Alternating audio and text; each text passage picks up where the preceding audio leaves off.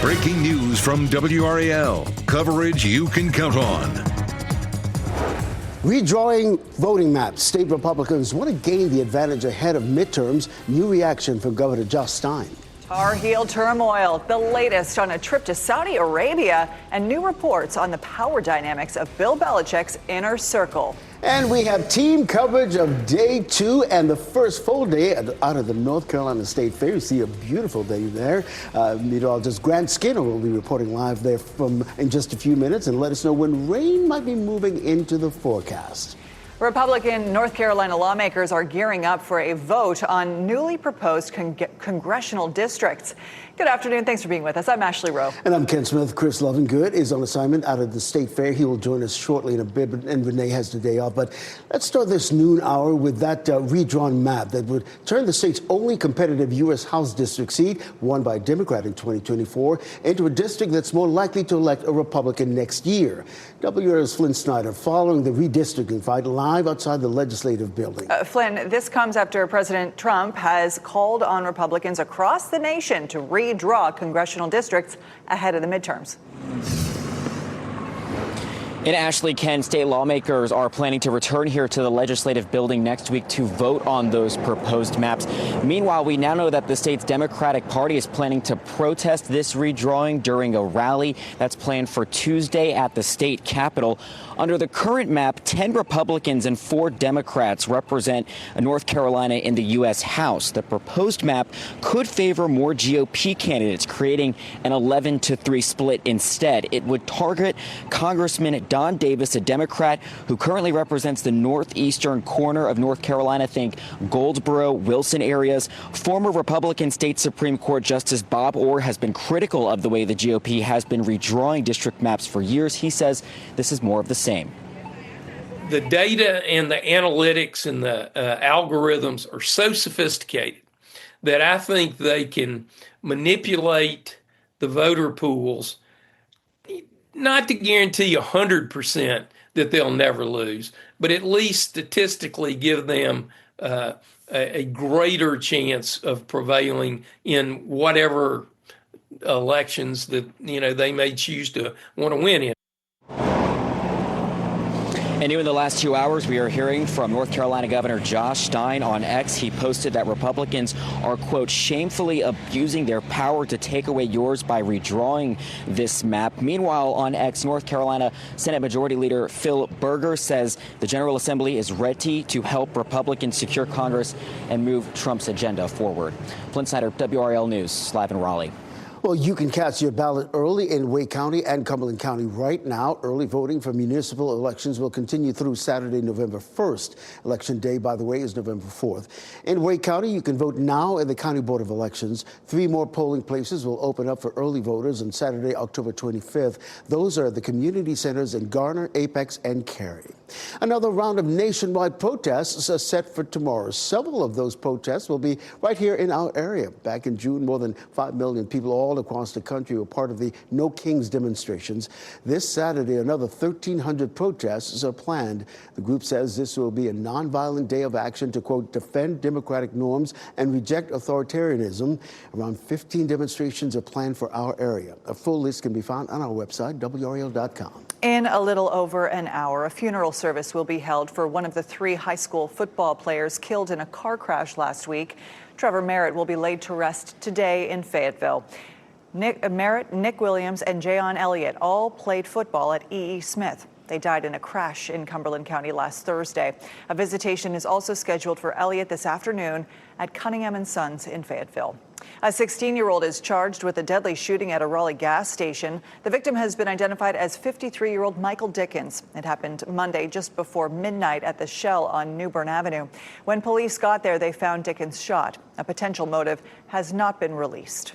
New reports regarding the power dynamic of UNC football head football coach Bill Belichick's inner circle. Also, The Tar Heels general manager making a trip to Saudi Arabia, causing some eyebrows to raise. Let's get to Luis Fernandez joining us live with new information about that power struggle inside the Belichick power inner circle, Luis. Ken, this morning, The Athletic's Pablo Torre released a new Bill Belichick and Jordan Hudson-focused episode on his podcast. Pablo Torre finds out. Let's go over a few of the notes from Torre's reporting. He mentions UNC football general manager Michael Lombardi visited Saudi Arabia in August for fundraising purposes. WRAL has confirmed with the university that the trip happened, but it was more, quote, exploratory, and it was at the invitation of the Saudi hosts, and it wasn't funded by them. UNC didn't immediately respond to follow-up questions about whether or not it authorized the trip and if Saudis provided any funding to the university or the football program. As for Belichick's girlfriend, Jordan Hudson, who, according to previous reporting from WRAL, among others, has a foundational role in the coach's business and media ventures, the new episode shows previously never-before-seen video. According to Torre, the video shows a behind-the-scenes recording of a 2024 show Belichick worked on called Coach, where he, Lombardi, and others broke down the takeaways from NFL games. The video shows how deep her involvement has been in Belichick's media endeavors, and she was very critical of the show's graphics. Has a very clear view of what her job was, and everyone else was like, I suddenly woke up one day and realized I'm working for Jordan Hudson. Yikes. And they had no idea who she had been. It's also what makes... Hudson filed a trademark for The Coach Show LLC, and Belichick has said on many occasions she helps with his media endeavors. With all that being said, UNC football plays Cal tonight at 10:30 p.m. on the West Coast. All right, Lewis, thanks. Well, of course, you can look for continuing coverage of this story beginning today at 4, and you can get caught up on all the nuances to this story on WRAL.com. And as Lewis mentioned, tonight the Tar Heels take on the Cal Bears in Berkeley. The Tar Heels have dropped their last 2 games. They're still looking for their first season win of conference play. Kickoff for tonight's game is 10:30 p.m. And hey, tomorrow Duke will host Georgia Tech in another crucial ACC matchup. Kickoff for that game at Wallace Wade Stadium is at noon.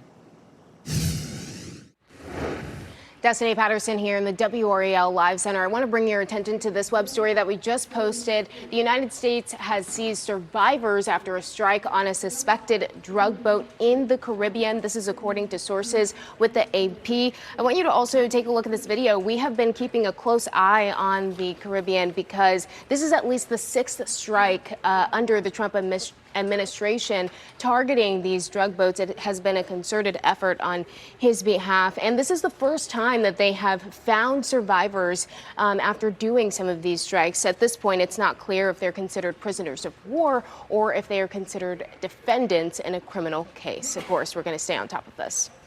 Well, following more breaking news this noon hour, President Trump's former national security advisor turning himself in after pleading not guilty to mishandling classified documents. John Bolton arrived at federal court in Maryland this morning. He's now the 3rd high-profile Trump critic to be indicted in less than a month. Bolton is accused of sharing highly classified information with 2 family members. He says the diary-like entries were being used for a book that he wrote called The Room Where It Happened. Bolton says he will fight the indictment.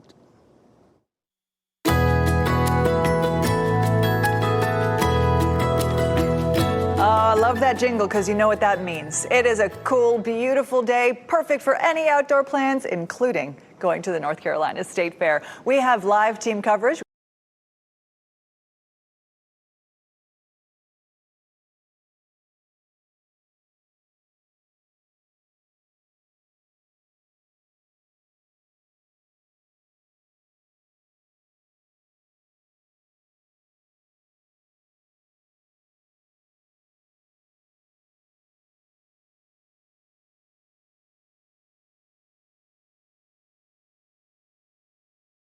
Sunday. You can see it's gorgeous out here. Tons of blue sky, plenty of sunshine, a little bit on the cool side. I'm still wearing the jacket, but with this sun, it's starting to warm up just a bit. I want to show you our view from our camera on top of our truck here right by Norton Arena. It's beautiful from there. And you can see people have started to pile in this afternoon.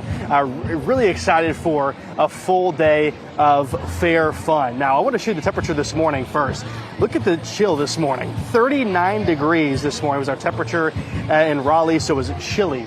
Again, this is the chilliest air we've seen since April 13th, so really cool air. Now we're at 60 in Raleigh, 63 in Clinton, 59 in Roxborough, so starting to warm up just a bit, but it won't be too warm today. We'll stay on the cool side. highs only reaching the mid to upper 60s, and then a cool evening. So I recommend having a jacket when you head out here to the State Fair or any of your outdoor plans across the area. We're watching a front to the north and west. That's going to gradually move to the south and east. You can see a severe risk to the west of us. It's going to be back towards the Arklatex region, Arkansas, Missouri, back towards western portions of Tennessee into Memphis, northwest Mississippi.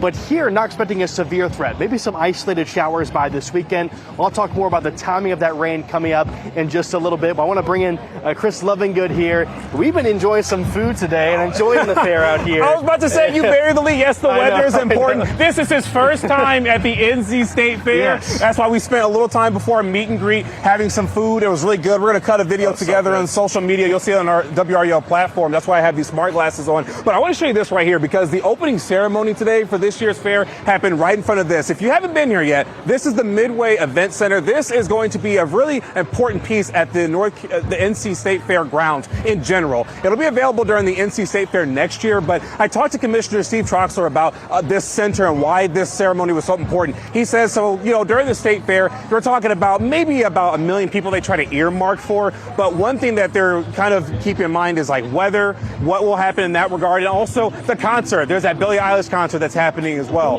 But otherwise, he's happy to see so many people here. He was saying one thing he looks for, yes, the foot traffic, but the faces of people who are here at the State Fair for the food, for the fun, and all the games that'll be here. So it's definitely going to be an exciting time. If you have time to stop by the NC State Fair, I tell you what, come back to us and give or take 30-ish or so minutes. We're going to have a little fun and see what here is being offered at the NC State Fair here in 2025. Should be a fun time. Lots of treats, I'm sure. And then when you eat your treat, hop on a ride that spins you around. Yeah, exactly. Just churn it all up, right, Chris? Hey, have fun. Go find some yummy food, and we're going to check in with you soon, okay? Love it. All right, the new news continues now. Well, check this out. Street cash. How hundreds of dollars ended up on the road, and the search for the man, police say, took that money that did not belong to him. And neighborhood scam artist. Hear how investigators say a Johnston County man went about scamming his neighbors.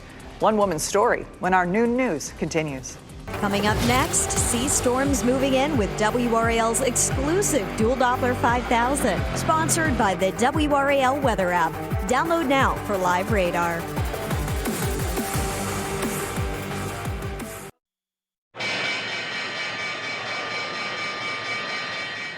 Welcome back. A big sell-off in regional banks yesterday, driving stocks. You can see the Dow up more than 200 points. The S&P 500 on the plus side at 20 points. The NASDAQ also in positive territory this noon hour. Ukrainian President Volodymyr Zelensky is visiting President Trump at the White House today. He's expected to ask for air defense systems and Tomahawk missiles. Those have a long-range effect that could help Ukraine strike Moscow. Trump is floating the idea of providing them. He's also saying he plans to meet with Russian President Vladimir Putin in Hungary to discuss bringing the war to an end. Federal workers across the nation are getting a helping hand to make ends meet during the government shutdown. Leaders in Salt Lake City opened a food pantry at the airport. Workers have free access to food, toiletries, and home goods for as long as the government shutdown lasts. The city says it recognizes the difficult circumstances facing federal workers. These are our neighbors, whether you know them or not. These federal employees are Utahns, they are Salt Lakers. And we have a responsibility to do whatever we can. And this is a creative approach. They might not even be the last. City leaders also plan to offer gift cards to pay for gas. Well, check this out. Police in Kennebunkport, Maine are searching for a man who made off with about $7,400 that he found in the middle of the road. Police received a 911 call that a man was picking up cash that had fallen from the roof of a car. You see, the money belonged to a young man who sold a vehicle and accidentally left the cash on the roof of his car. The young man's father went to look for the lost money and saw the man in this solid blue shirt grabbing the money off the street. One witness says he should have given the money to the rightful owner. It's just so sad to think that someone would actually go out there and think it was their money and just pick it all up, take it. To me, that's like stealing. Yeah, by the way, that man in this blue shirt drove off with the cash. Now, if caught, he could face a charge of theft, mislaid, or lost property. Well, today we're asking, is this a case of finders keepers, or should the cash be returned to the rightful owner? Share your voice right now by scanning the QR code right there on your screen, or head to WRAL.com, search your voice. We'll share the results before the end of this newscast. Tonight's Bojangles Game of the Week comes to us from the Bull City, Hillside at Southern Durham. Our Pat Welter will be there with all the top plays. Chris Lee breaks down the best of a dozen more games on Football Friday. That's tonight at 11:15, an all-new time. And hey, there's more NFL action on Sunday on Fox 50. The Carolina Panthers will be in New York to play the Jets. Kickoff for that game is at 1 o'clock. And then at 4:25, the second half of the doubleheader sees the Washington Commanders in Dallas playing the Cowboys. After that, turn over to WRAL. The San Francisco 49ers host the Atlanta Falcons on Sunday Night Football. Kickoff at 8:15. Coverage starts with Football Night in America at 7 o'clock. That should be a lot of good football to be had. So let me tell you something. Ashley, as we take a live look at the North Carolina State Fair, I was out there yesterday. Beautiful day like it is today. And there were a lot of people out there yesterday. And you can imagine there will be a lot more people out there today and this weekend. But of course, it's North Carolina after all. And depending on the time of day, you might get rain, you might get sunshine. So meteorologist Amy Wilmer jumping in now. What can we expect? Well, the first half of the weekend, Ken, is going to be great. It's not until Sunday that we get into the potential for some scattered showers, and that's going to come later in the day. So really, most of the weekend is going to be fabulous. It's going to be a little bit warmer on Saturday ahead of the front, and then those showers possible as we head into the second half of Sunday. It looks most likely by the time we get to Sunday evening that we'd have some of those showers moving in from the west. Today, it is beautiful outside, lots of sunshine, temperatures in the upper 60s in the triangle. So if you're headed to the fair this afternoon, very comfortable, upper 60s to low 70s for highs. Now, Friday night football this evening, if you're going to be in the stands, you probably want to take a jacket, maybe a blanket with you. It is going to cool down fairly quickly once that sun sets. We'll be in the low 60s at 8 p.m. And then by 9 p.m., we're in the upper 50s. And that will feel a bit cool if you're just sitting there in the stands. So be prepared for some kind of cool temperatures later this evening. And overnight tonight, we should get down into the upper 40s, so not quite as cold as it was this morning with a low of 39. It was pretty chilly out there this morning. Gorgeous weather tomorrow for the Duke football game. They're playing Georgia Tech at home. Mostly sunny skies. Temperatures will be in the upper 60s at noon, mid 70s at 2 p.m. and at 4 p.m. as well. So gorgeous weather for that. The next weather maker is the cold front. We've been tracking it all week long. It looks to arrive the second half of the day on Sunday. It'll be warm with a strong southerly flow ahead of the front, and then those scattered showers will arrive later, most likely during the evening, and then it'll be a cool, dry start to the work week. Behind the front, we have some nice weather in the forecast by the time we get to Monday. So today, beautiful sunshine, upper 60s. It's fabulous out at the fair right now.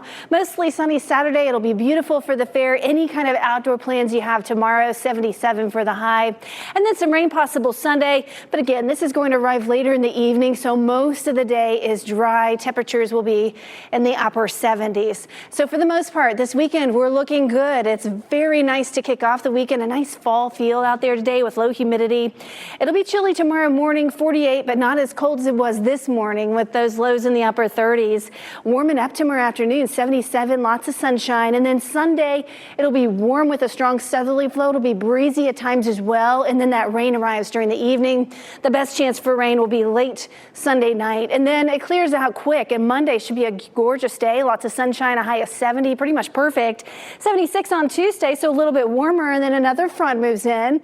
We're back in the upper 60s by Wednesday and highs near 70 by Thursday. So really, all in all, this is fabulous fair weather with the exception of late Sunday. It's fabulous weather. I don't think they could ask for much more than this. No kidding. Everybody who we were chatting with yesterday at the fair was saying how grateful they are. Like perfect fair weather, not too hot, not too cold, right? Yeah, it's great. Yeah. And you tried some food yesterday. Oh, yeah. I always kick off my state fair with Al's Fries. Okay. And Fat Boy's Barbecue. Oh, yeah. And I've got my list, and I go to Tropical Delights to get my dessert. And then my people at Cool Runnings. So this guy's got it figured out. The list continues.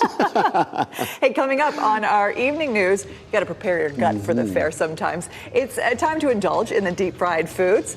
We'll explain how to do it without feeling like you just stepped off the tilt-a-whirl. That's coming up at 4 o'clock. All right, and then at 5, soda nozzles with black residue plus ham and hot dogs with no date markings, where those violations were uncovered in tonight's restaurant ratings. But our new news continues now. The rise of robocalls, millions of Americans being targeted by automated calls at record levels.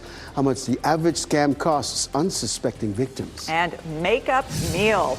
How one company plans to help college students who sleep through deliveries.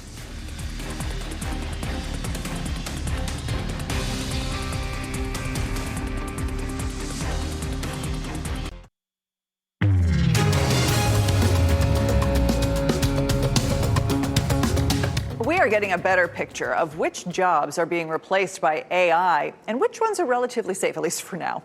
The latest jobs report shows a weakening labor market in part due to the rise of artificial intelligence. 15% of jobs in the U.S. are at least 50% automated right now, and another 8% use generative AI to complete half of their tasks.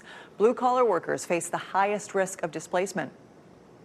This really has been a shift in the last 2 to 3 years with the emergence of all of that generative AI technology. With any kind of small tweak in technological change, there are jobs that could easily be displaced.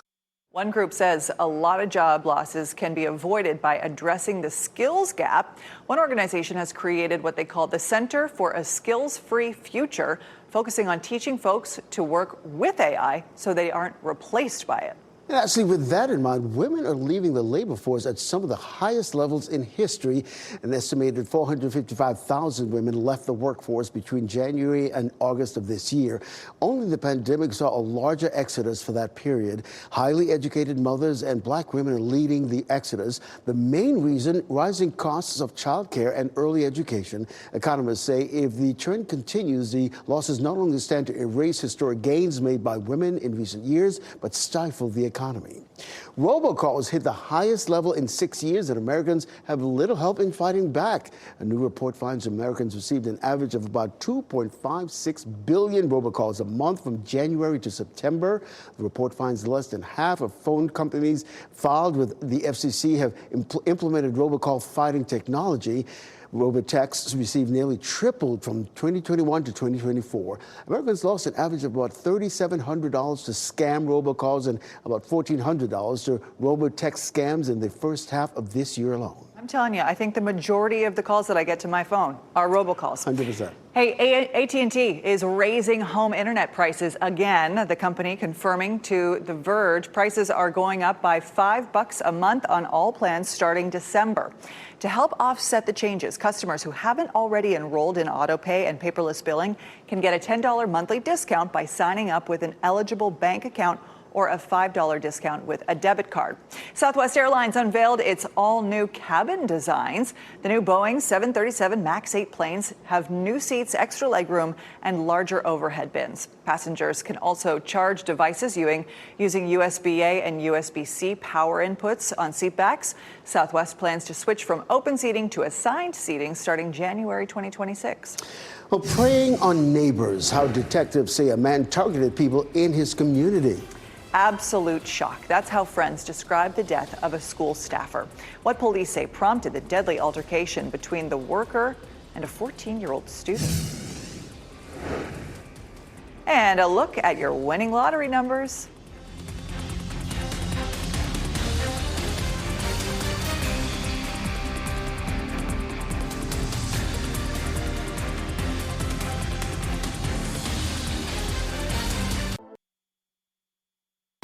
Shot in 4K ultra high definition. Your number one source for local news. WRAL News. Coverage you can count on.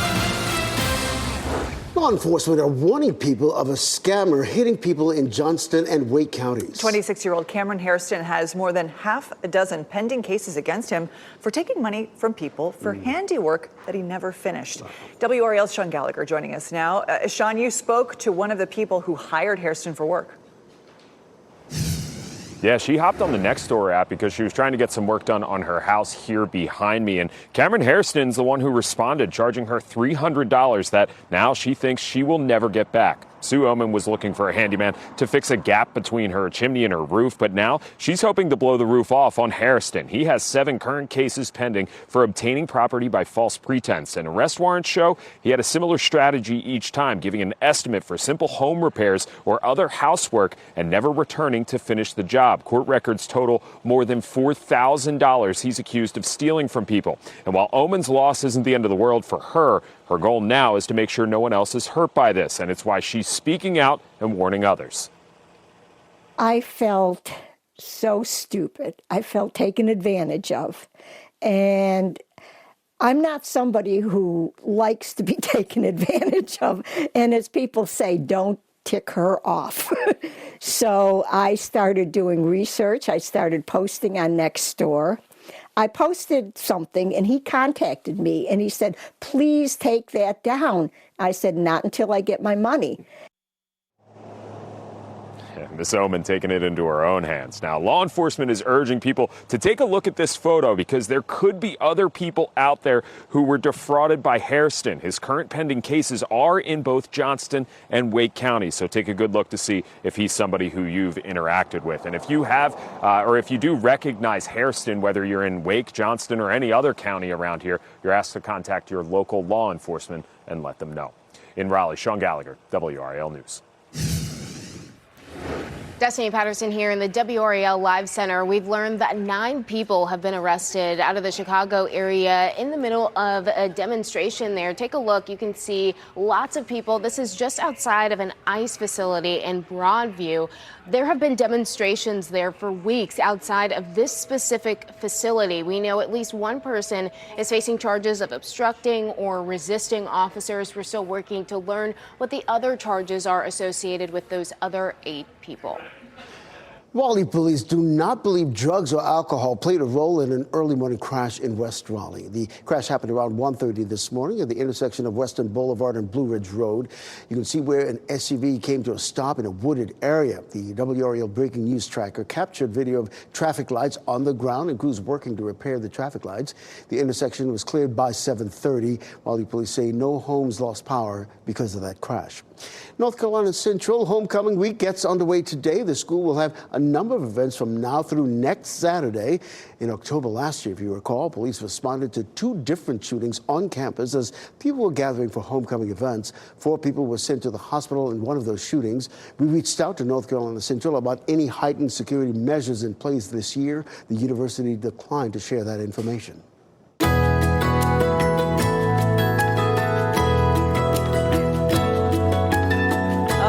It's all about timing. Today, the first full day of the state fair, and you know, people who arrived by 9:45 got in for free 99. No such luck this noon hour, but the food, fun, and rides are calling you. WRAL's Chris Lovingood wrapped up a little meet and greet. You got to meet some folks. And Chris, Grant, I see you're trying a very tricky game. Are you having any luck there? Ashley, we're very busy right now. We're trying to make sure we get one of these rings on these bottles right here. Do you see this green duck? Jordy needs this green duck. My son needs that stuffed green duck. And so Grant Skinner is here, and we're trying our absolute best to win Jordy a little duck. Now, this is obviously just one different game that we have been trying out today. We wanted to do a ride, but logistically it wasn't going to work out. So we said, you know what? We both play video games. We're competitive. Even though both of us right now, we haven't made a single for 0. But that is okay. The cool thing is, if you are also competitive, can come out here to the NC State Fair. There are so many different games and rides. Even before this, Grant and I were eating some food. We had Grant's first North Carolina State Fair food. He had a nice pulled pork sandwich. It was so good. It was fantastic. It was so good. And we're going to be eating some more food here in just a bit. We are not winning Jordy this duck, Grant, and it makes me so sad. But I tell you what, everybody is a winner at the State Fair because the weather is great. I even had to roll up my sleeves. And I tell you what, if you want to know how the rest of the day is going to go as well as the weekend, Grant here is going to come back in about 10 minutes. He'll give you a nice weather forecast, and maybe, just maybe, we'll win Jordy the Duck, but I don't think it's happening at all. Not going well at all. Hold on.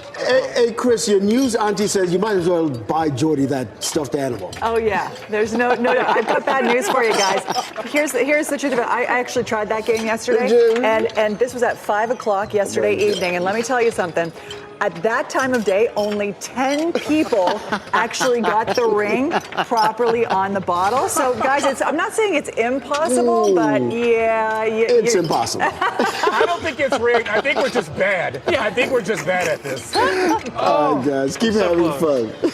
Hey, come see us at the fair. Gerald Owens will be there today from 2 until 3 o'clock. Our tent is located just outside the Dorton Arena, so please do come on by. And this weekend, you can enjoy Accessibility Day at the State Fairs. That's on Sunday from 10 a.m. to 1 p.m.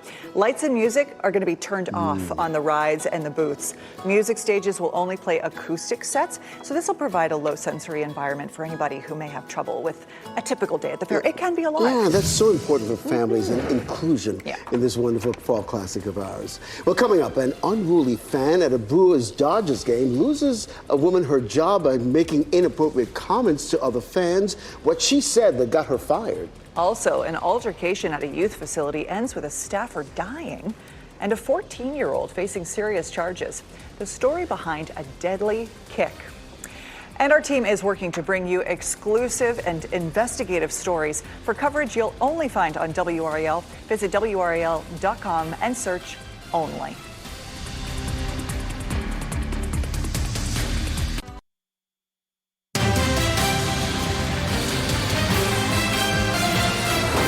A 14-year-old girl faces serious charges after police say she kicked a school staff member in the chest and that staffer died.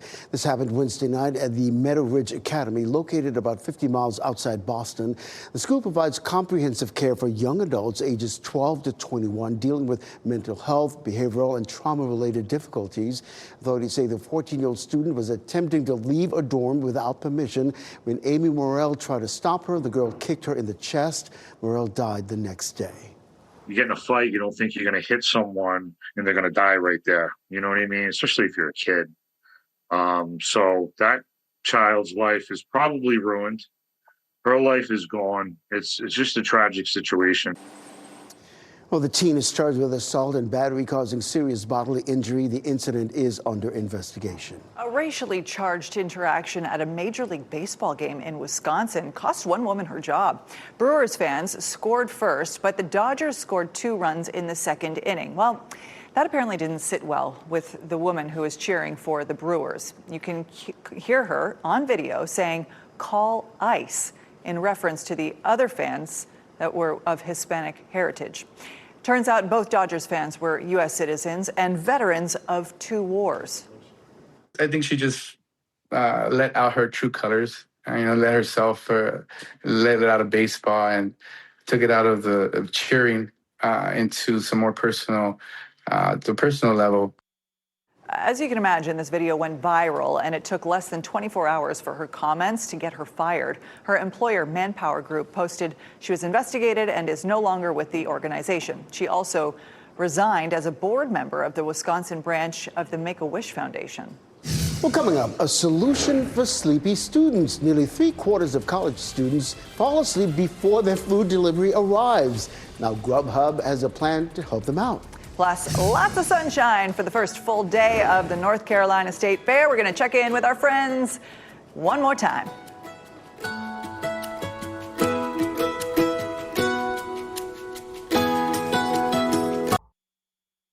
Well, welcome back. Get dressed to the nines and go back in time. They're friends of the City of Raleigh Museum hosting a 1920s themed party that will raise funds to support the museum's exhibits and programs.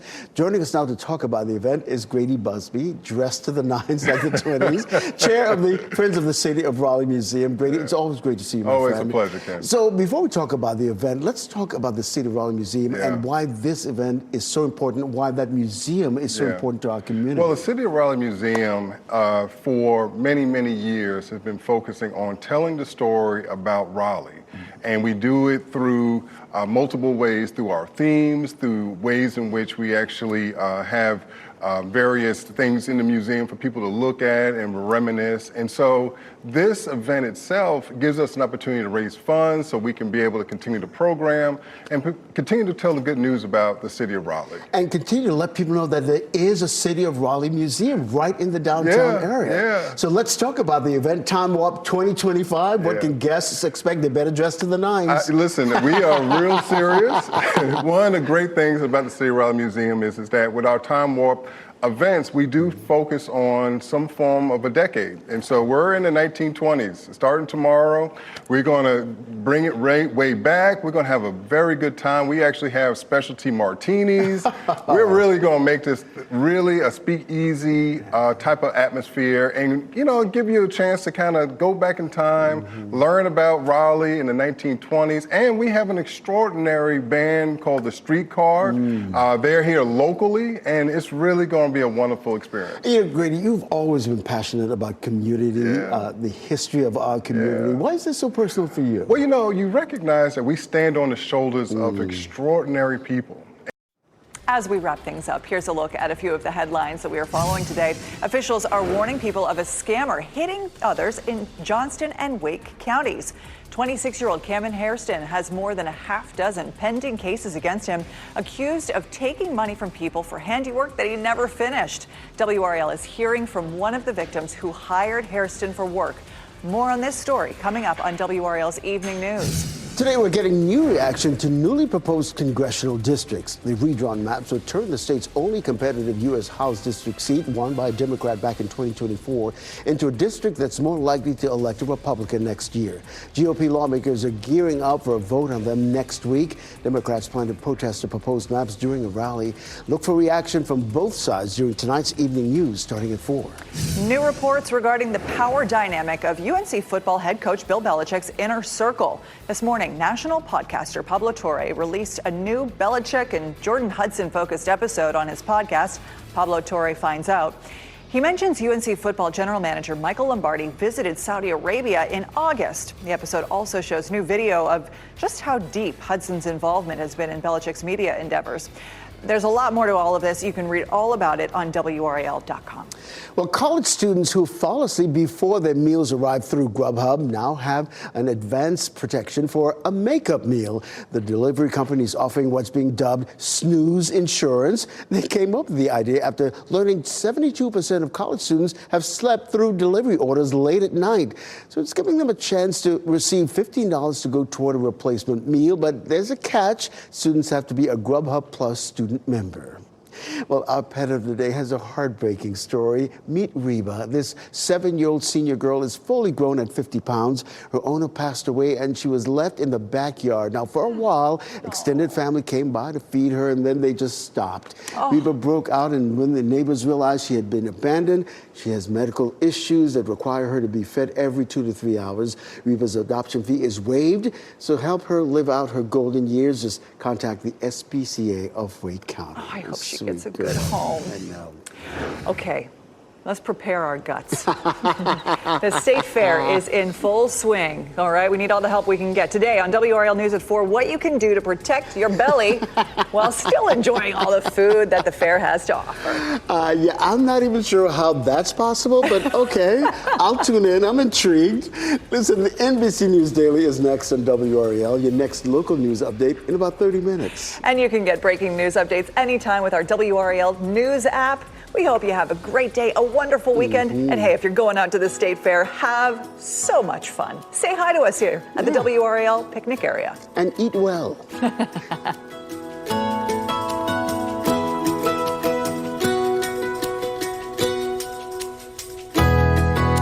Keep watching WRAL News over the air Channel 34 and Spectrum Channel 1257.